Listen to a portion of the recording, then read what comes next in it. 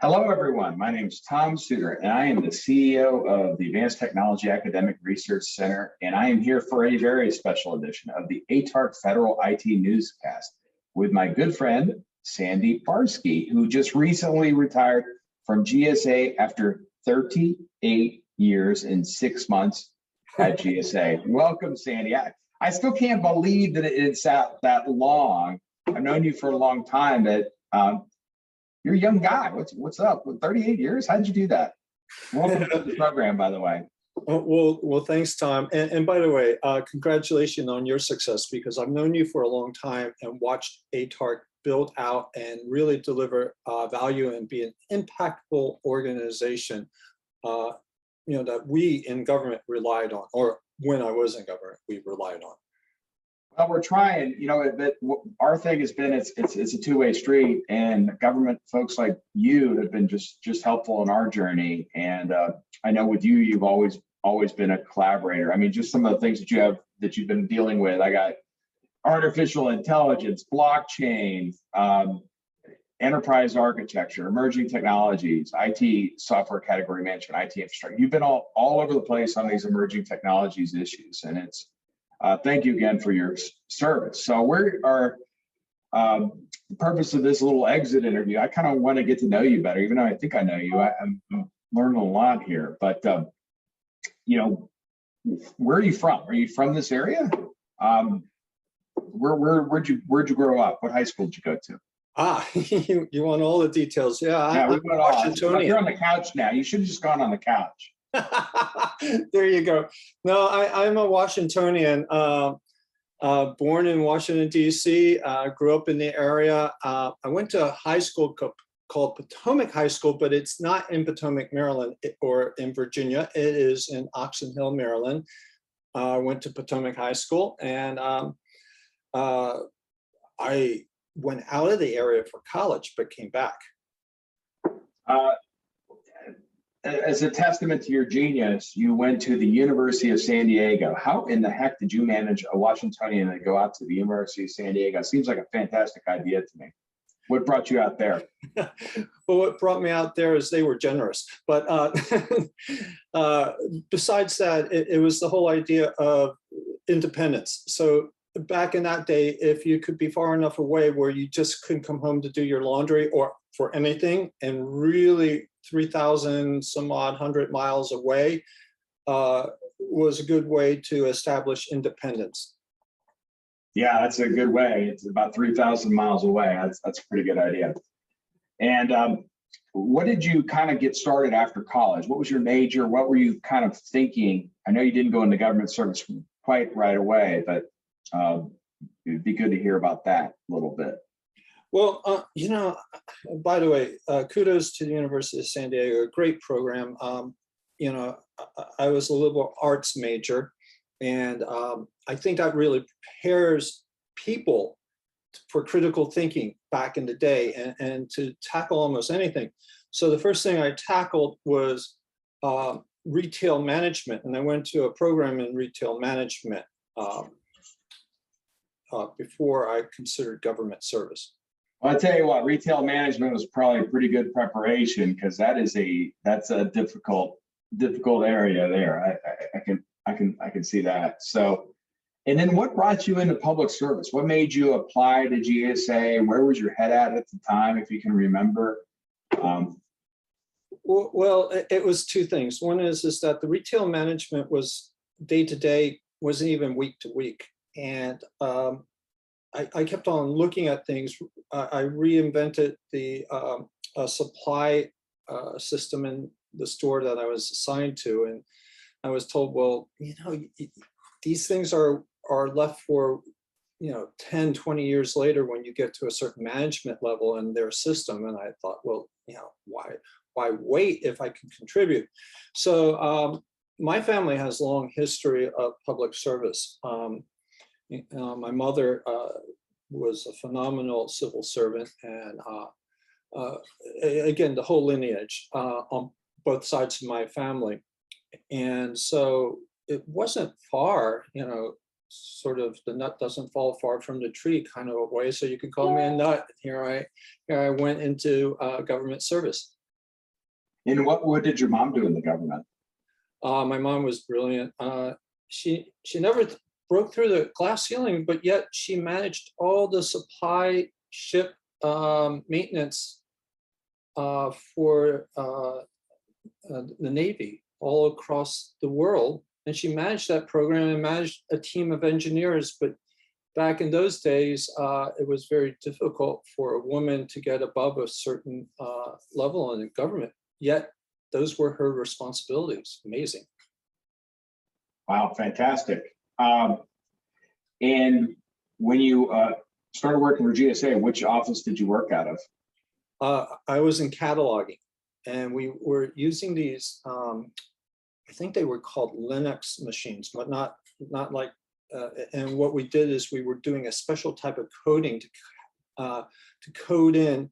First, somebody had to write it up on the sheets, and then I was a clerk typist entering it and into those Linux machines before it could get published into the paper catalog. Yeah, so you kind of came in an interesting transition, right? It was just, we hadn't gone to desktops yet. It was just starting to come. Is that correct? You're absolutely right, Tom. It was just starting, and so they weren't there, and they were all very much to purpose machines, very unique. Right. And which office did you work out of? Is that downtown 18F, or was there another office? Oh no, I started right out in Crystal City, and Federal Supply Service in Crystal City. Yeah, you guys had that space for a long time until they did the consolidation. I know it well. Now it's going to be Amazon. What are some of the highlights? You know, you've been doing this 38 years. I know there's a lot of highlights. What are some of the things that you really you remember? You know, kind of start sequentially. Some of the cool projects that I know that you've been working on, that you worked on, that you think back and you look back on it. Well, it's interesting. So I was a clerk typist for 6 months, and then Right Hand Line brought me into the newly emerged CIO shop as a trainee, which is where I was aiming to be, because I had studied computer languages, Fortran and COBOL and BASIC and all that. And so I went in there, and Ray and some of these leaders were phenomenal people. And one of the first projects was to change the process for how we recorded and maintained travel records. And they let me, as this GS3, present this to the whole C-suite, so to speak, and it was adopted. So I liked it. It was a great launch in the first 6 months of my career.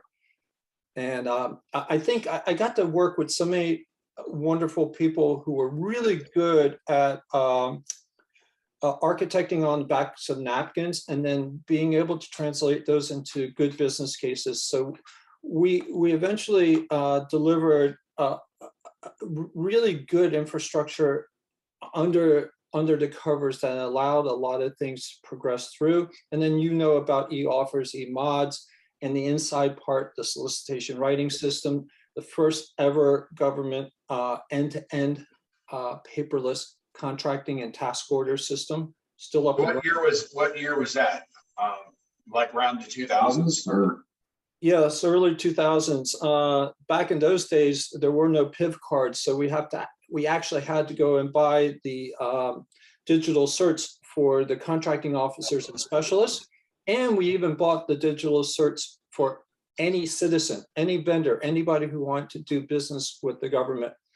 We had a phenomenal process set up, and again, as I said, that system's still up and running. So that was the early 2000s.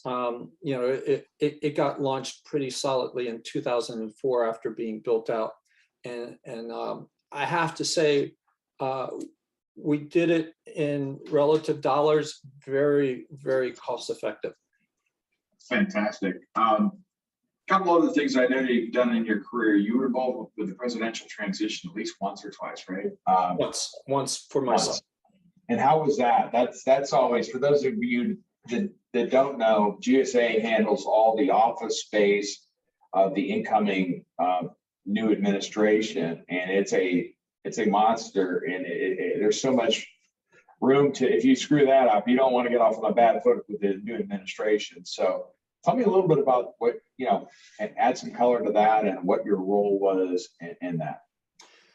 Well, they defined my role as ambassador, and so that enabled me to be one-on-one with different people who were coming on board and to work with them. And we at GSA, of course, are agnostic. We're federal employees, not partisan in any way. What we want to see is the success of the incoming administration so that they have all the right information and are able to on board within the boundaries of the law, regulations, and policy, government-wide policies.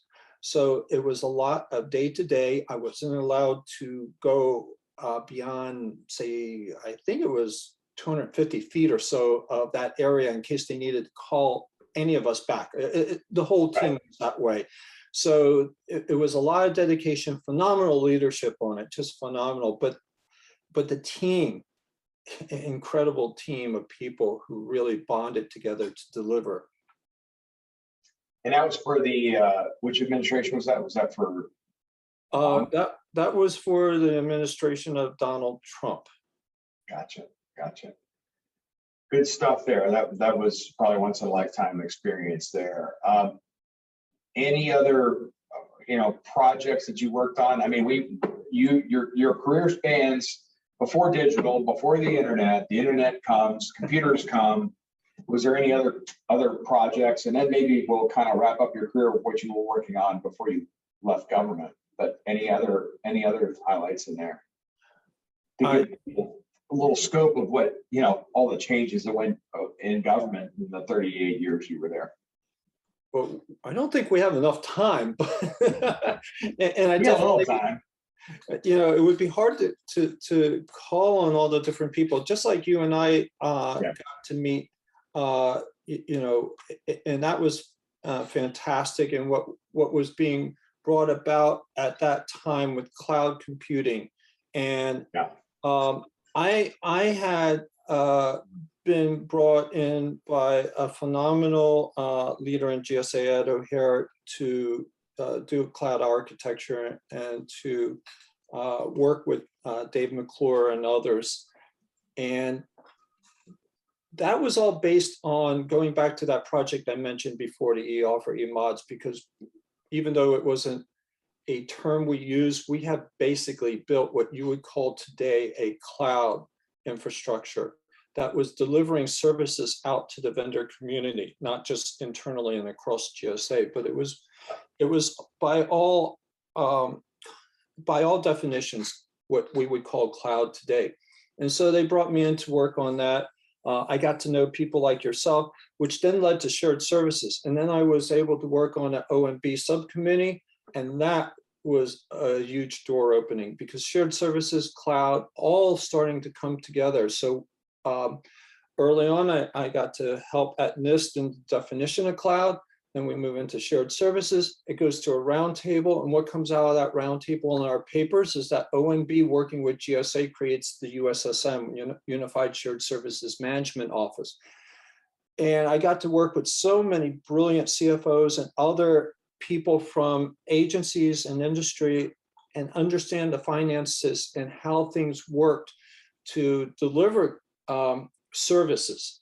And now we see the QSMOs that have the quality service management organizations.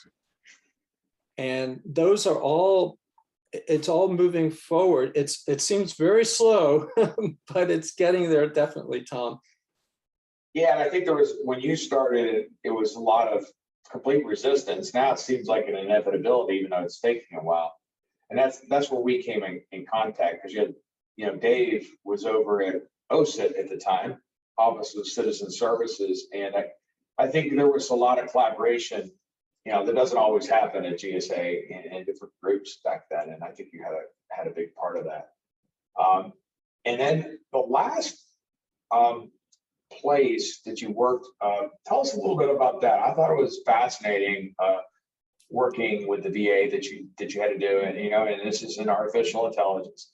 Actually, let's cover that, but also the blockchain efforts, if you can mention that too, and maybe that led to it. But go ahead. Well, all right, let's go back to the blockchain. So kudos out to Andrew Vinjani and Jose Arrieta and others. So they bring me in, and actually it was during the transition that there was a fellow from the Bank of Boston who wanted to talk to me about blockchain.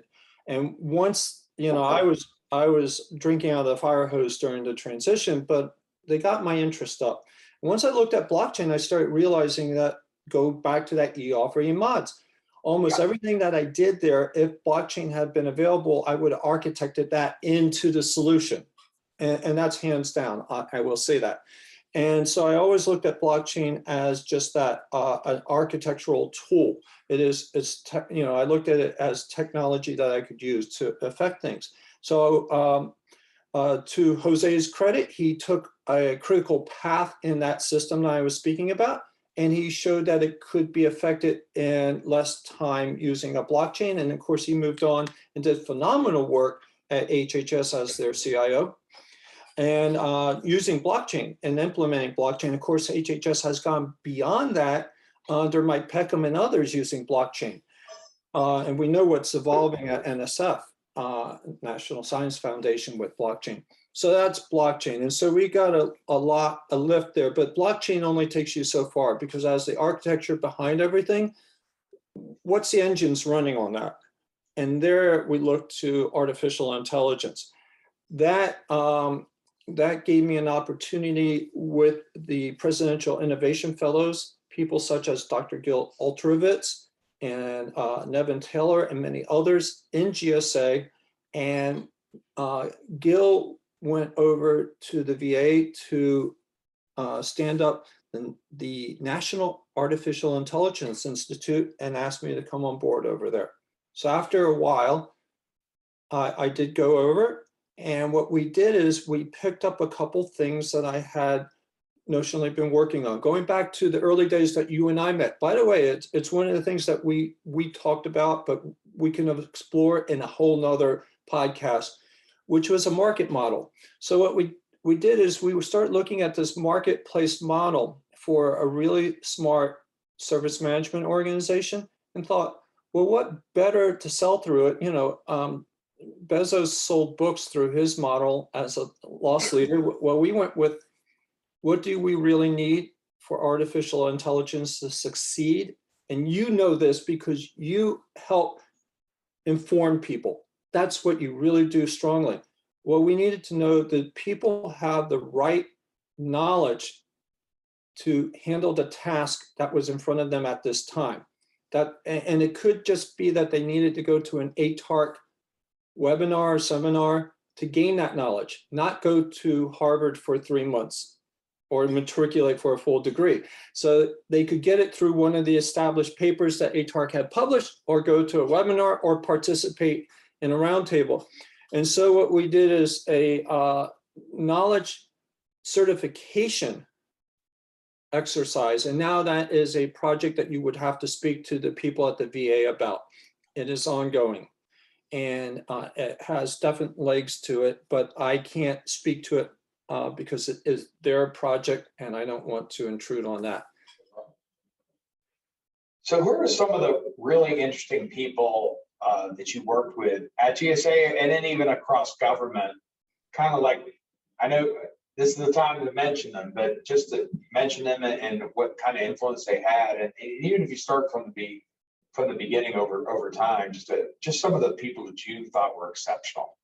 Well, the person who brought me on board, Bob Thomas, longest serving Green Beret before he retired, he gave me an opportunity because nobody pulls themselves up by their own bootstrap. Bob pulled me up and into GSA, and I only ended up working for him for less than 6 months.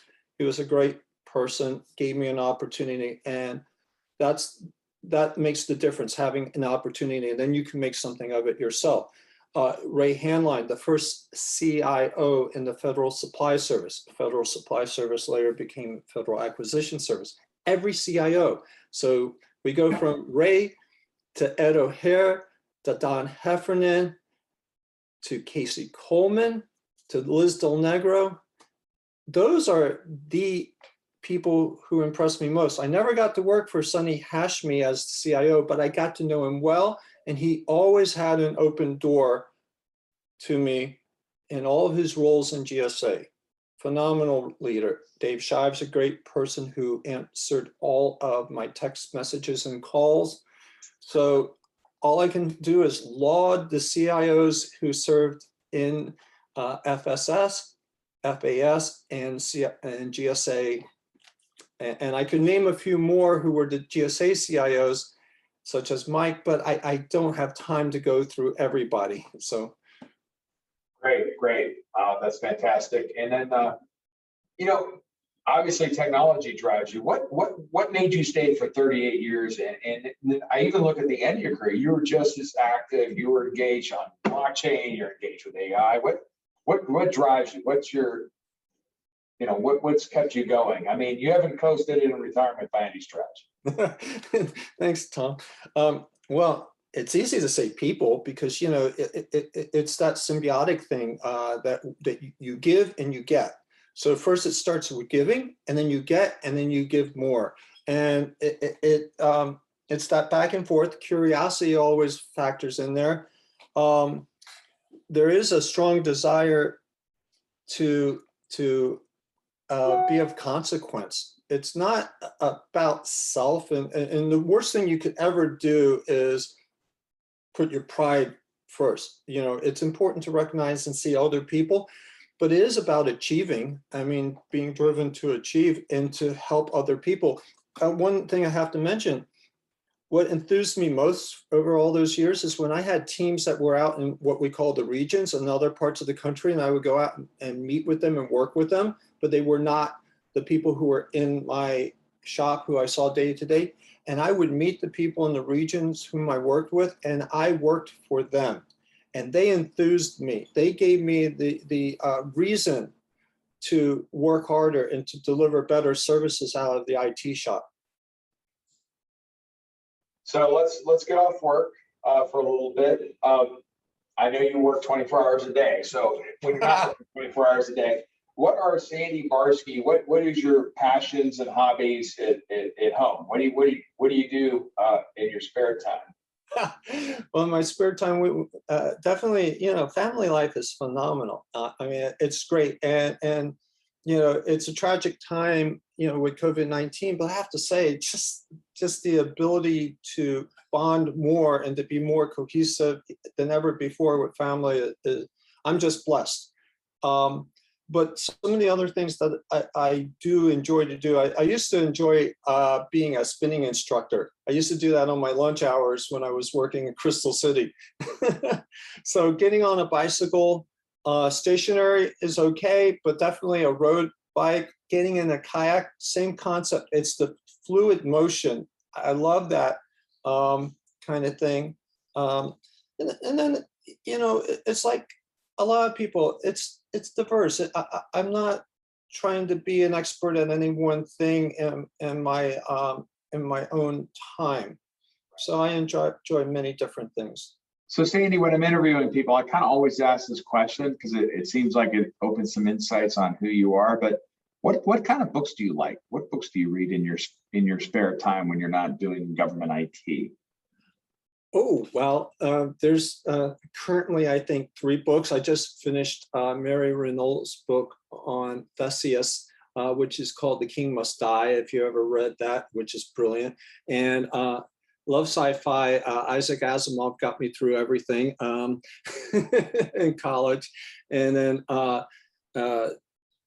I think you will relate to this, Dune, but the first book. The first one, not the ensuing. But then there's all the histories, some biographies, but some really good histories, and that helps give context to the world. And those are books you can pick up, read, and put down. I sort of like that. It's fantastic. That's fantastic. And then any movies that stick out, like some of your top 3? Oh, well, can we just go with Casablanca? It's a good one to be like. I don't know where that ranks in the top 10. I think it's like number 1 or number 2. Yeah, Citizen Kane might still have #1. Yeah, you're right. Schindler's List, I will never probably ever watch again, but I saw it when I was in Los Angeles with some friends, and the theater, which was packed, was silent, dead silent at the end of that movie. And I was in a theater where everybody knows everyone else whose names were popping up on the trailer. I mean, on the credits at the end, which is funny. So you mentioned your family. What does your family unit consist of, and anything you want to say about them? Well, my wife, who is really the brilliant person, not just because she married me, but she was well published under a different last name. So that's her last name is Ganaban. So she's professor at George Washington University. She's a psychologist, and her area, besides early childhood development, expanded into behavioral genetics, where she's very well published and funded. And I'm extraordinarily proud of her. We have one child, my daughter Joanna, who is a rising senior. I think that's what they call it, but she's a senior in high school, and I'm very proud of her. We gave her a compass, and she knows how to use it well and orientates herself brilliantly. That's fantastic. And then what lays in the future, personally and professionally, for you? Well, going back to your earlier thing, I'm really driven, and I want to do things that are good for society, good for government. And so I was just really grateful to be able to come on board Oracle of America. Oh, wow. Spoiler alert. Okay, well, we'll talk more about that later, but let's get you retired first and get you into you're going in your new job, and we'll take care of it from there. Look forward to seeing you, my friend. Congratulations. You've had a hell of a career. I think I'm allowed to say that on my own podcast. And we'll be seeing you in the future. Nothing's going to change too much. You're just going to be on the other side of the fence with the rest of us. But it's been fun. And we look forward to the next podcast in the Federal IT series. Well, thank you, Tom. Thank you.